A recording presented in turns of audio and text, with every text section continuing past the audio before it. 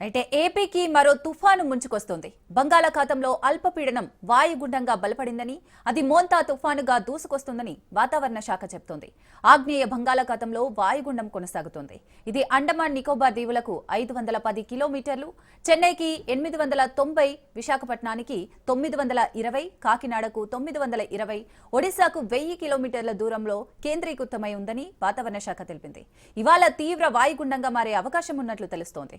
సోమవారం అర్ధరాత్రి లేదా మంగళవారానికి తీవ్ర తుఫానుగా మారుతుందని వాతావరణ శాఖ వివరించింది.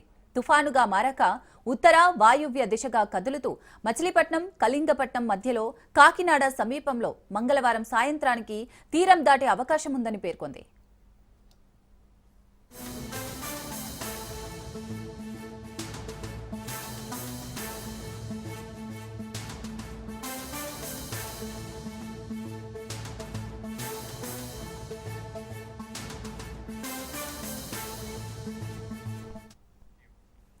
మోంతా కారణంగా ఏపీలో పలు ప్రాంతాల్లో విస్తారంగా వర్షాలు కురిసే అవకాశం ఉంది.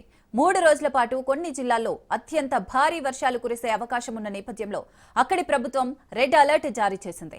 మత్స్యకారులు వేటకు వెళ్లరాదని చెప్పింది. విశాఖపట్నం, మచిలీపట్నం, కృష్ణపట్నం, నిజాంపట్నం, గంగవరం, కాకినాడ పోర్టులకు 1వ నెంబర్ హెచ్చరికలు జారీ చేసింది. తుఫాను కారణంగా గంటకు 110 కిలోమీటర్ల వేగంతో గాలులు వీయొచ్చని ఏపీ రాష్ట్ర విపత్తుల నిర్వహణ సంస్థ తెలిపింది. ప్రజలు అప్రమత్తంగా ఉండాలని చెప్పింది.